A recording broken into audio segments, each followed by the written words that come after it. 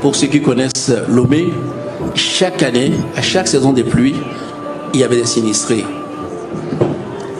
Il y avait des inondations, il y avait des victimes. Et grâce à un programme de la Banque mondiale, qui est un programme d'urgence de construction d'assainissement, depuis 3 ans, nous nous préparons parce qu'on a construit des bassins de construction, parce qu'on a assaini, on a construit de grosses canalisations. Aujourd'hui, nous n'avons plus ce genre d'inondation à Lomé. Alors, je pense que cette vidéo date d'une dizaine d'années. Il dit que le problème est réglé, qu'aujourd'hui, on n'a plus ce genre d'inondation à Lomé. Maintenant, nous allons regarder Lomé avec les dernières pluies. On va parcourir la ville de Lomé avec les dernières pluies. On va parcourir la ville de Lomé ensemble avec vous.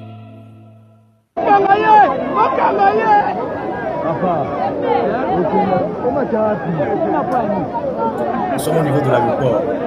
Ça c'est l'aéroport, ça c'est la clôture de l'aéroport. Et cette rue qui donne accès à l'aéroport est pratiquement devenue une rivière. On dirait un fleuve qui circule. Ça veut dire que les canalisations dont M. Foy-Gnassingbé a parlé tout à l'heure n'existent pas, même dans la zone de l'aéroport. Et ça, c'est une route. Quand un étranger arrive au Togo, il descend de l'avion, la route qu'il prend pour rentrer à Lomé, voici l'état dans lequel se trouve cette route-là. Si jamais il a plu, c'est ce qui accueille l'étranger. Donc ça, c'est les faits. On prend les faits, on compare les discours de Foy-Gnassingbé aux faits. Ça, c'est les faits. Et donc, ça, c'est l'aéroport, la porte d'entrée d'un pays. Ça, c'est la porte d'entrée d'un pays. Ça, c'est l'aéroport. À supposer que de votre personnalité arrive au Togo cette nuit-là où il a plu et que les gens devaient rentrer à leur hôtel. Voilà la route sur laquelle ils doivent circuler pour rentrer chez eux. Ça, c'est l'aéroport. Vous vous rappelez qu'il y a 7 ou 8 ans, j'avais dénoncé des inondations à l'aéroport de Lomé dans une émission et dans un article. Et à l'époque, le directeur de la salle, c'était M. Nyamalata. Il a attendu 3 jours après pour amener des journalistes quand l'eau s'est retirée pour montrer qu'il n'y avait pas d'inondation et que bon, je racontais tout et n'importe quoi. Et ça, c'est l'aéroport. Donc, on construit un aéroport et la route principale qui passe et qui va à l'aéroport, on n'est pas capable de faire des canalisations pour que l'eau puisse partir. Et ça, nous sommes à 300 mètres, 500 mètres de la lagune. C'est-à-dire, ici, on aurait pu canaliser facilement l'eau parce que la lagune est en contrebas. Ça, nous sommes à l'aéroport et la lagune est juste au bas. Après Amina ou Nina, c'est la lagune. Donc, si on avait fait de grosses canalisations, l'eau que vous voyez là allait rejoindre facilement la lagune et puis l'eau va partir. Et ça, nous sommes en hauteur. La lagune est en contrebas. Et ça, vous voyez ce que ça se passe ici. Donc, ça, c'est Lomé, ça. Donc, et ça, c'est le marché de Dranaway. Le marché de Dranaway, je reviendrai là-dessus, mais on va voir les images ensemble. Le marché de Dranaway. Et ici, nous sommes toujours à Lomé. Et là, on est à 500 mètres de la résidence de Fort. C'est-à-dire le marché de Dranaway est à 500 mètres de la résidence de Fort Gnassingbé, Lomé 2. Et est à 1 kilomètre de la présidence. Et Fort Gnassingbé passe devant ce marché chaque jour, parfois 2 fois par jour, pour aller à l'aéroport. Par rapport à ces nombreux voyages, il passe devant le marché de Dranaway pour aller à l'aéroport 2 fois parfois par jour, et pratiquement dans la semaine, au moins 1 fois. Et voilà l'état du marché de Dranaway. Nous sommes en pleine capitale, à 500 mètres du lieu d'habitation du président du conseil des ministres ou bien du PC Fort Gnassingbé. Nous sommes à 1 kilomètre de la résidence du palais présidentiel. Voilà à quoi ressemble le marché, l'un des plus grands marchés au Togo. À Daoulato, c'est pareil, à Tikodi, c'est pareil, mais ici, nous sommes à Dranaway. Et pourquoi on en est arrivé là? On en est arrivé là parce que il y a une dame, je vais la montrer plus tard, qui est directrice de l'EPAM, donc commissaire de police, qui a trouvé la merveilleuse idée de construire un bassin de rétention au cœur du marché. Alors que la route qui passe devant le marché de Dranaway a prévu des canalisations. Il suffisait de faire des avaloirs et de joindre, de faire une canalisation des eaux pluviales et de les joindre avec la canalisation qui est sous la route qui va vers le contournement et puis l'eau est partie. Mais elle n'a pas réfléchi à ça.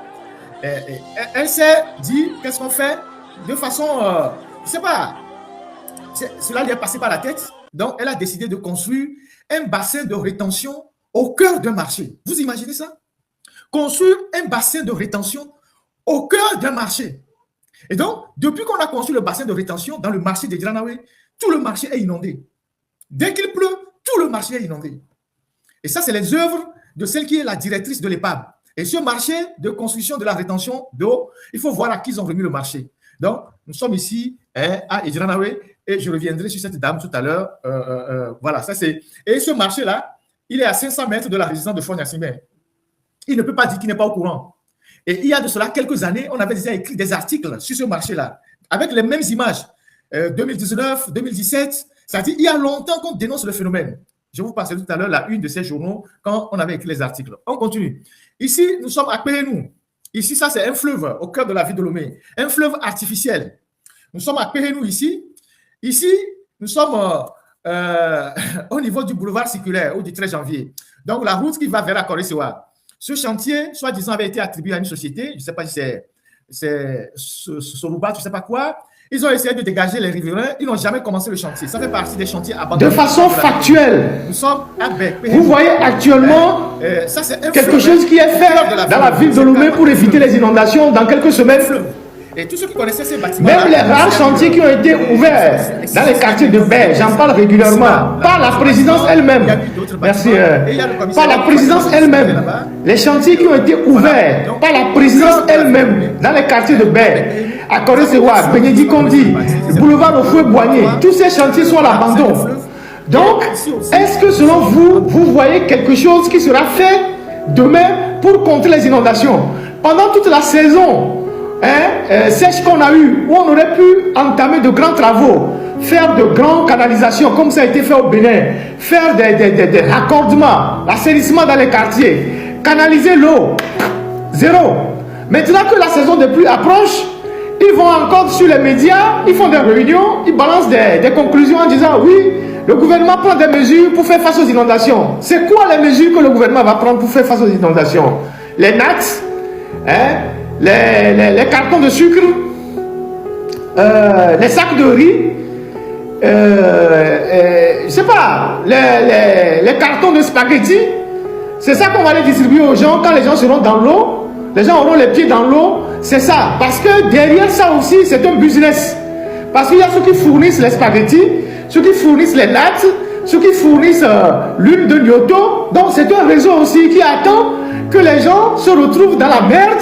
Et on va décaisser de l'argent, les gens vont faire les surfacturations et vont se partager l'argent. Donc sur ce point aussi, vous pouvez vous attendre au pire. Les pluies arrivent, elles sont en retard, mais cette année, elles seront assez violentes, comme les années dernières. Et donc, en plus d'être privé de l'électricité, ou d'avoir de l'électricité de façon instable, vous allez vous confronter à de l'inondation. Vous allez vous confronter à une situation difficile sur le plan de la météo et donc des pluies torrentielles qui vont tomber dans les prochains mois dans notre pays. Donc ça va être encore très difficile pour les familles.